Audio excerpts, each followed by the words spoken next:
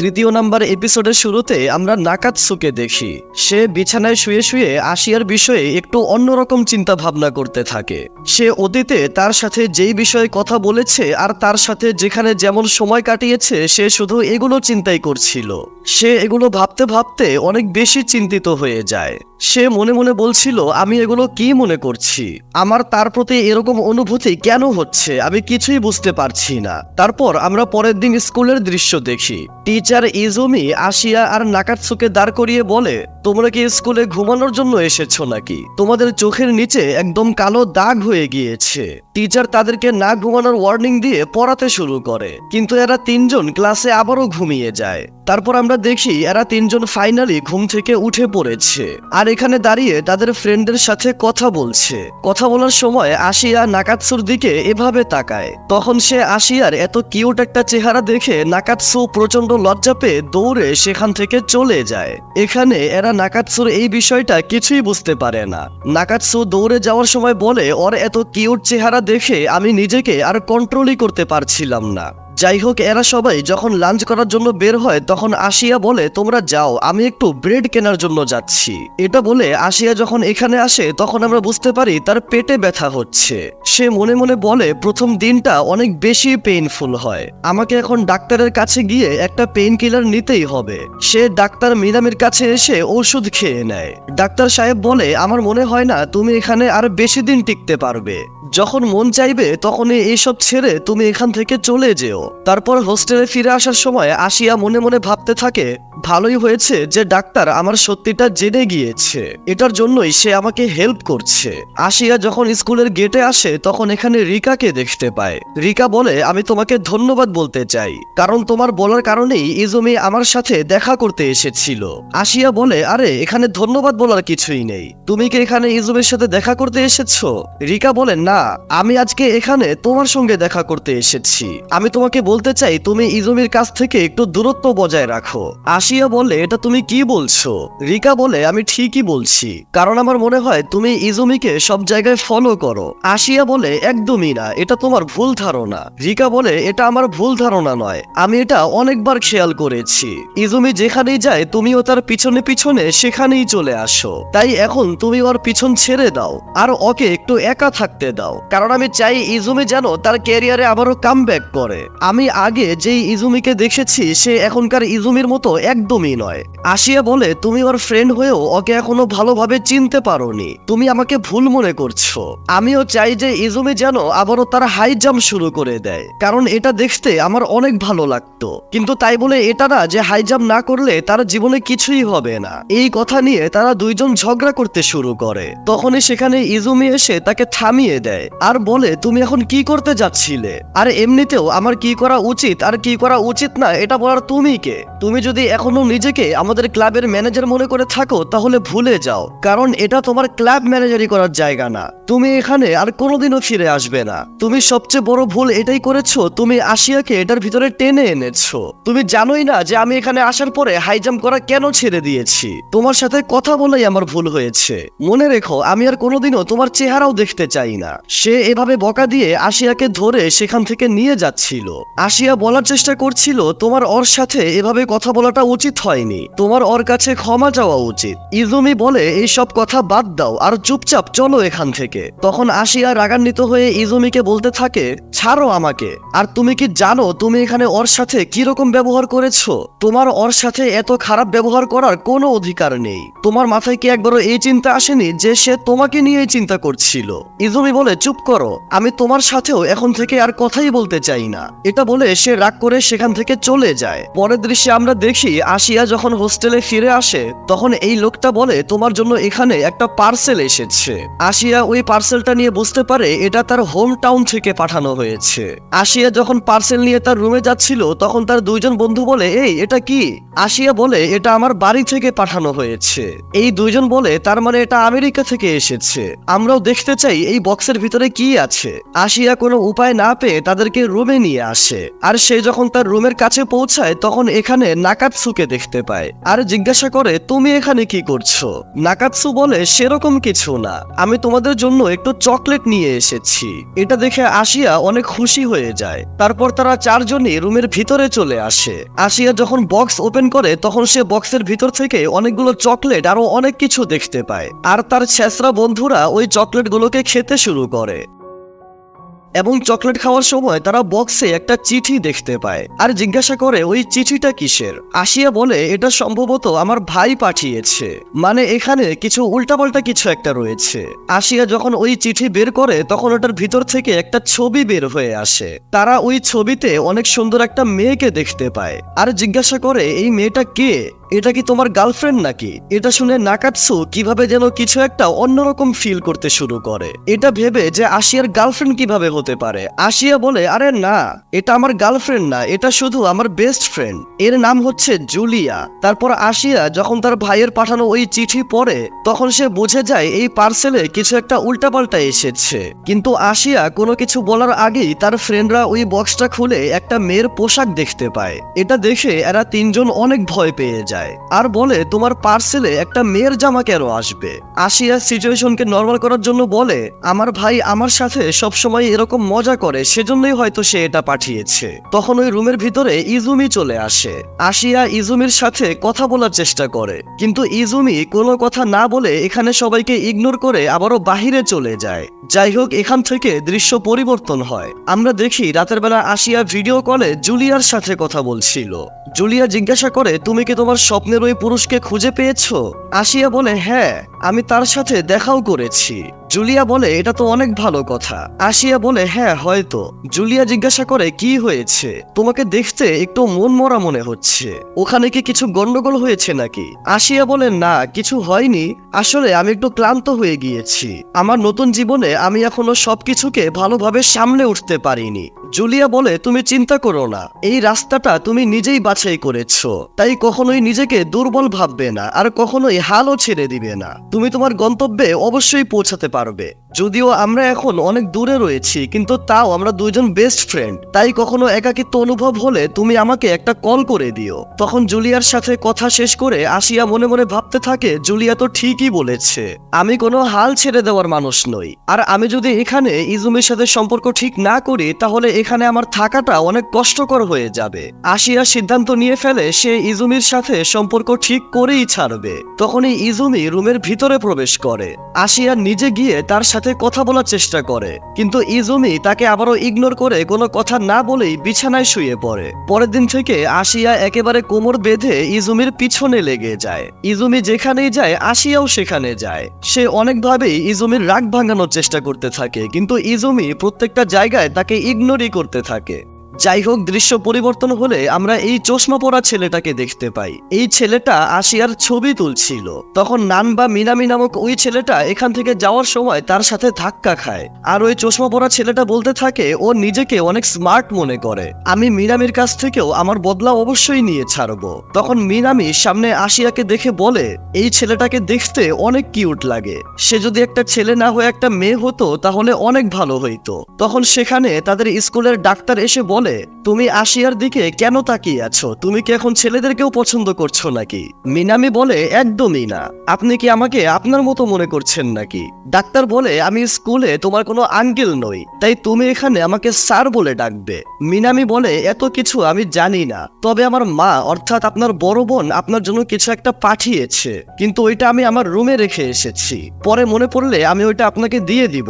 তারপরে আমরা রাতের বেলা আশিয়াকে হোস্টেলে তার রুমে দেখতে পাই। সে মনে মনে বলছিল, আমাদের দুজনের মধ্যে ঝামেলা হয়েছে এটা 5 দিন হয়ে গেল, আমি এই সম্পর্কটাকে ঠিক করার অনেক চেষ্টা করেছি কিন্তু এখনো কিছুই করতে পারিনি, আমি সমস্ত আশা ভরসা হারিয়ে ফেলেছি। তখন এর রুমে ইজুমি চলে আসে।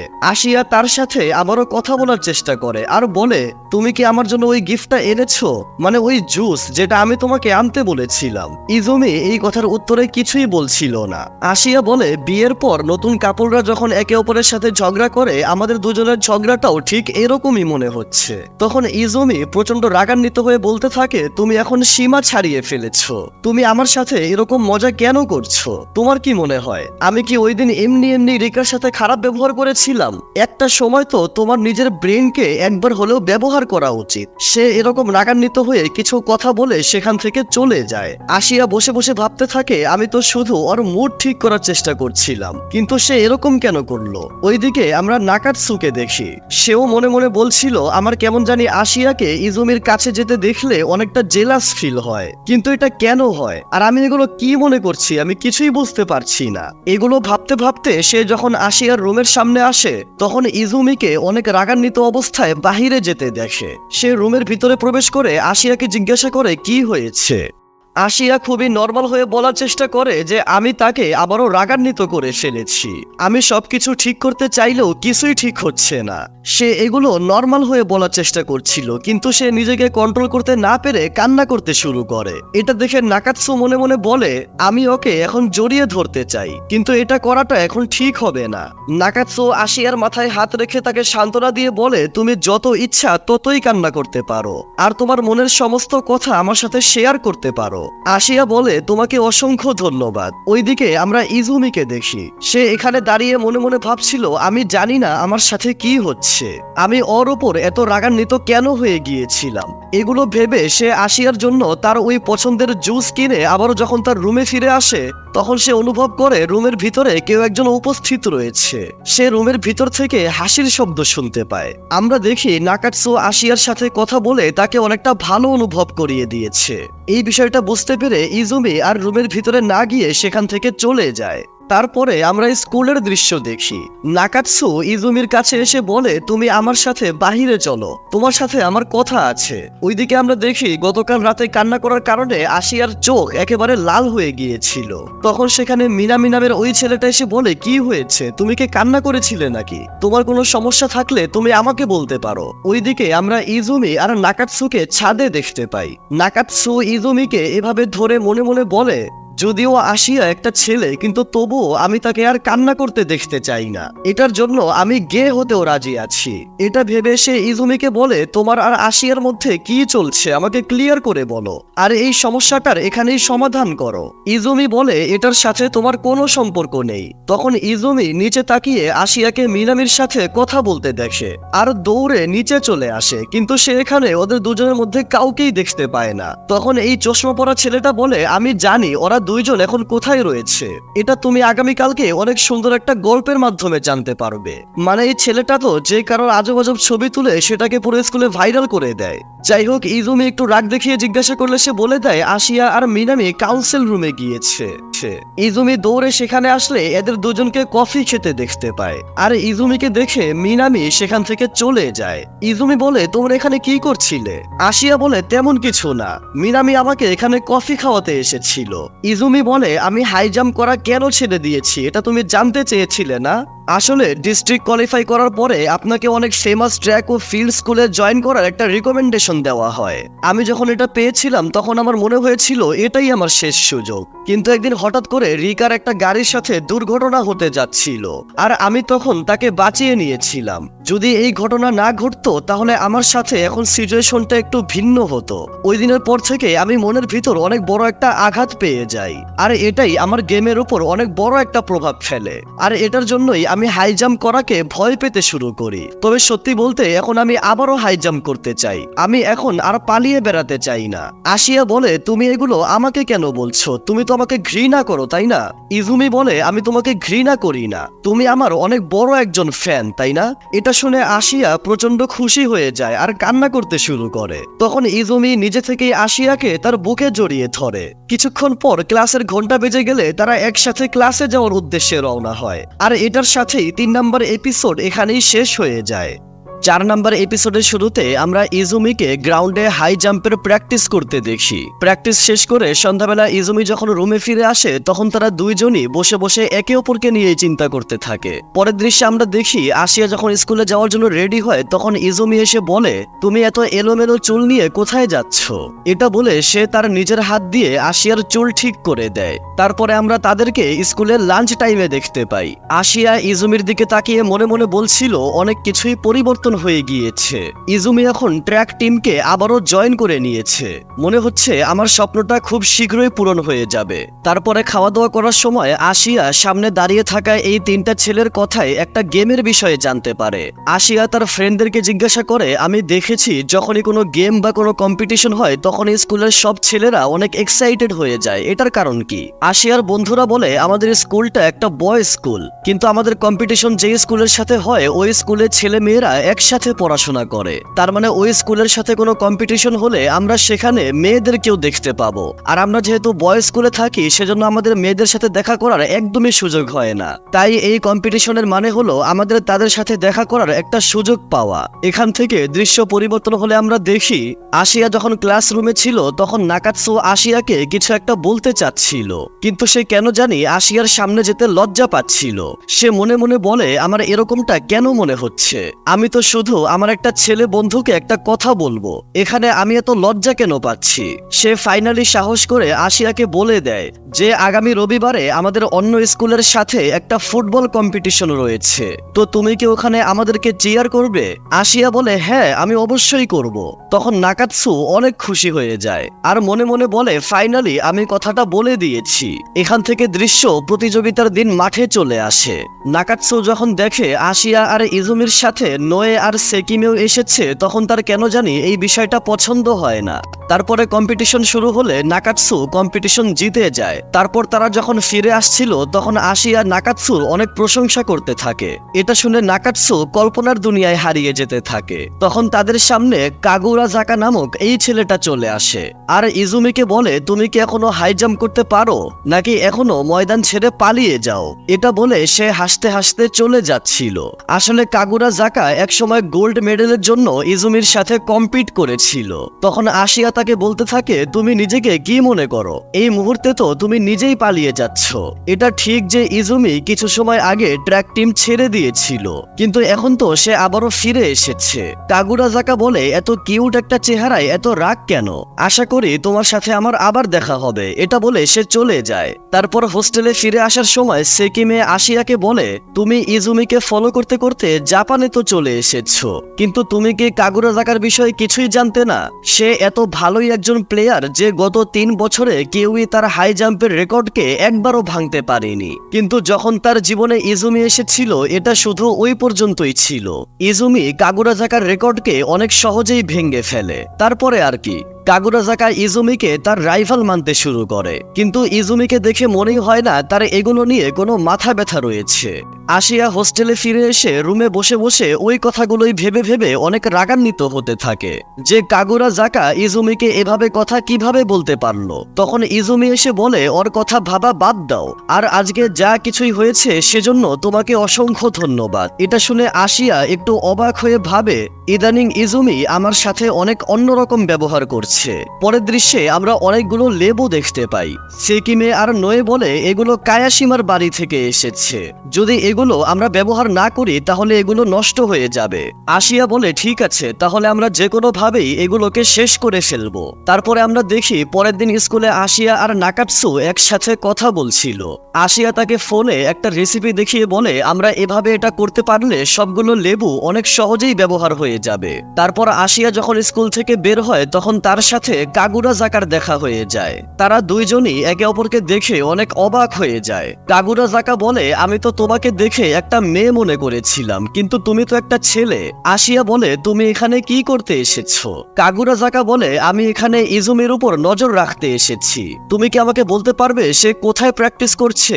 আশিয়া বলে, ভুলে যাও, আমি তোমাকে কিছুই বলবো না। কাগুরাজাকা আশিয়াকে এভাবে কোলে উঠিয়ে ইজুমি যেখানে প্র্যাকটিস করছিল সেখানে চলে আসে আর আশিয়াকে যখন নিচে নামায় তখন আশিয়া তাকে জোরে একটা থাপ্পড় মারে আর বলে এবার ঠিক আছে। কাগুরাজাকা এটার জন্য অনেক রাগান্বিত হয়ে যখন আশিয়াকে মারার জন্য এগিয়ে যাচ্ছিল তখন ইজুমি তাকে বাঁচিয়ে নেয় আর বলে অনেক হয়েছে, আমি তোমাকে বলেছি তুমি আমার পিছন ছেড়ে দাও। কাগুরাজাকা বলে ঠিক আছে আমি এখন চলে যাচ্ছি, কিন্তু মনে রেখো কম্পিটিশনের দিন তুমি আমার থেকে একদমই জিততে পারবে না। এটা বলে সে যখন চলে যাচ্ছিল তখন আশিয়া কিছু একটা বলার চেষ্টা করলে ইজুমি তাকে থামিয়ে দেয়। আশিয়া মনে মনে বলে ইজুমির সাথে এত খারাপ ব্যবহার করলে আমি ওই মানুষটাকে কখনোই সহ্য করব না। এটা ভেবে সে ইজুমির হাত সরিয়ে কাগুরাজাকাকে বলে তুমি কখনোই ইজুমির কিছুই করতে পারবে না, কারণ তুমি হচ্ছ একটা ছোট পাওয়ালা শিয়াল। আশিয়া বারবার তাকে চিৎকার করে করে এই নামেই ডাকতে থাকে। আর এটা শুনে কাগুরাজাকা এরকম একটা রিয়াকশন দিয়ে বলে এর কথা এত তিতা লাগে কেন। কাগুরাজাকা চলে গেলে আশিয়া দেখতে পায় ইজুমি আশিয়ার কথা শুনে হাসতে শুরু করেছে। মানে আশিয়া তাকে এত সুন্দর একটা নাম দিয়েছে যার জন্য ইজুমি হাসতে হাসতে পাগল হয়ে যাচ্ছে। এখান থেকে দৃশ্য পরিবর্তন হলে আমরা হোস্টেলে সবাইকে একসাথে খাবার খেতে দেখি। তখন খাওয়ার সময়ও ইজুমি আশিয়ার ওই কথাটা ভেবে অনেক হাসতে থাকে। তার বন্ধুরা ভাবতে থাকে এই ছেলেটার হঠাৎ করে কি হলো, আমরা তো এর আগে তাকে কখনো এত হাসতে দেখিনি। এখান থেকে দৃশ্য পরিবর্তন হলে আমরা দেখি রাতের বেলা ইজুমি যখন গোসল করতে যায় তখন আশিয়া বলে আমি ইউজিরোর সাথে একটু সময় কাটিয়ে আসছি। আশিয়া ইউজিরোর কাছে এসে আজকে কি কি হলো সেই সব ঘটনা বলতে থাকে। আশিয়া বলে আমি যে এখানে একমাত্র ইজুমির জন্য এসেছি এটা কি আমি তোমাকে কখনো বলেছিলাম? বিষয়টা হচ্ছে আজ থেকে 3 বছর আগে আমি আমার দাদির সাথে টিভি দেখছিলাম আর সেখানে টিভিতেই আমি প্রথমবার ইজুমিকে দেখেছিলাম। আর ওইটাই প্রথমবার ছিল যখন আমি কাউকে এত সুন্দর করে জাম্প করতে দেখেছিলাম। আমি একদম অবাক হয়ে গিয়েছিলাম। এটার পর থেকে আমি সবসময় শুধু ইজুমির কথাই বলতাম, সেজন্যই আমার বেস্ট ফ্রেন্ডের সাথে আমার ঝগড়া লেগে গিয়েছিল। তখন আমার মনে হতো যে ইজুমি যেহেতু এত কিছু করতে পেরেছে তাই আমিও অনেক কিছু করতে পারবো, আমি কখনোই হাল ছাড়তে পারবো না। তখন থেকেই ইজুমি আমার শক্তির একটা মাধ্যম হয়ে গিয়েছিল। তখন আমরা দেখতে পাই আশিয়া যখন এই কথাগুলো বলছিল তখন ইজুমি এখান থেকে সব শুনে ফেলে। সব কথা শোনার পর ইজুমি সামনে এসে বলে তুমি আগামীকালকে আমার সাথে গ্রাউন্ডে এসো, আমি তোমাকে আমার হাই জাম্প করা দেখাবো। পরের দিন আশিয়া খুবই এক্সাইটেড হয়ে যখন গ্রাউন্ডে আসে তখন আমরা দেখি ইজুমি অনেক চেষ্টা করেও হাই জাম্প ঠিকমতো করতে পারছিল না। এটার জন্য ইজুমির অনেক খারাপ লাগতে থাকে। সে বলতে থাকে এটা অনেক খারাপ ছিল, আমি একটা নর্মাল হাই জাম্পও ঠিকমতো এখন করতে পারছি না। ইজুমির এই অবস্থা দেখে আশিয়া লিটারেলি কান্না করে ফেলে। সে ইজুমিকে থামিয়ে বলে এখন বন্ধ করো, তোমার নিজেকে এত কষ্ট দেওয়ার কোনো প্রয়োজন নেই। আমি জানি তুমি সবকিছুই করতে পারবে, কিন্তু একদিনেই এত পরিশ্রম করার কোনো প্রয়োজন নেই। ইজুমি তাকে থামিয়ে বলে শান্ত হও, একটা হাই স্কুলের ছেলের এভাবে কান্না করা একদমই উচিত না। তোমার জন্যই আমি এখন আবারও হাই জাম্প করা শুরু করেছি। অতীতকে ভুলে যে সামনের দিকে এগিয়ে যেতে হবে, এই কথাটা তো তুমিই বলেছিলে। পরের দৃশ্যে আমরা আশিয়াকে ডাক্তারের কাছে দেখতে পাই। সে ডাক্তারকে ইজুমির বর্তমান অবস্থা সম্পর্কে সবকিছু বুঝিয়ে বলে। ডাক্তার বলে হতে পারে ইজুমির থিঙ্কিং ওর বডির সাথে একদমই ম্যাচ করছে না, সেজন্যই এটা হচ্ছে। কিন্তু এই কথার মানে আশিয়া কিছুই বুঝতে পারে না। ডাক্তার বলে তুমি এত কিছু ভেবো না, তুমি শুধু এখন এটাই ফোকাস করো যে তুমি ইজুমিকে কিভাবে রিল্যাক্স ফিল করাতে পারবে। তারপরে আমরা তাদের সবাইকে হটপট পার্টিতে দেখতে পাই। সবাই যখন পার্টি এনজয় করছিল তখন আশিয়া ইজুমিকে এই জুসটা পান করতে দেয়। ইজুমি খুশি খুশি ওই জুস পান করে বলে আমার কেমন জানি আজব লাগছে, আমি একটু বাহির থেকে ঘুরে আসছি। ইজুমি মাথায় হাত রেখে বাহিরে চলে যায়। এখানে আমরা একটা বিষয় জানতে পারি, সেটা হলো আগের এপিসোডে আমরা দেখেছিলাম ওই ডাক্তারের বড় বোন তার জন্য একটা গিফট পাঠিয়েছিল। আর ওই গিফট নানবা নামের ওই ছেলেটা অর্থাৎ ওই ডাক্তারের ভাইগনা একটা জায়গায় রেখে ডাক্তারকে কল করে বলেছিল আপনি ওখান থেকে নিয়ে নিয়েন। কিন্তু ডাক্তার নানবার বলা ওই জায়গায় এসে ওই গিফট আর দেখতে পায় না। তাই সে কল করে নানবাকে বললে নানবা ঘুরতে ঘুরতে এখানে এসে এদের সবাইকে হটপট পার্টি করতে দেখতে পায়। তখন তার নজরটা এই বোতলের দিকে পড়ে যায় আর সে অবাক হয়ে যায়। আমরা বুঝতে পারি এই বোতলটাই ডাক্তারের বড় বোন তার জন্য গিফট হিসেবে পাঠিয়েছিল। আর এটা কোনো জুস নয়, এটা হচ্ছে একটা হাই কোয়ালিটি ড্রিঙ্ক যেটা পান করলে মানুষ মাতাল হয়ে যায়। সে এই বোতলের মুখা খোলা দেখে আরো অবাক হয়ে যায়। আর মূলত এই বোতলের ড্রিঙ্ক পান করার কারণেই ইজুমির মাথা ঘুরতে শুরু করেছিল। যাই হোক, ইজুমি অনেকক্ষণ ধরে না আসায় আশিয়া যখন তাকে খুঁজতে খুঁজতে তার রুমে আসে তখন ইজুমি মাতাল অবস্থায় আশিয়াকে এভাবে কিস করে ফেলে। আর এটার সাথে এই এপিসোড এখানেই শেষ হয়ে যায়।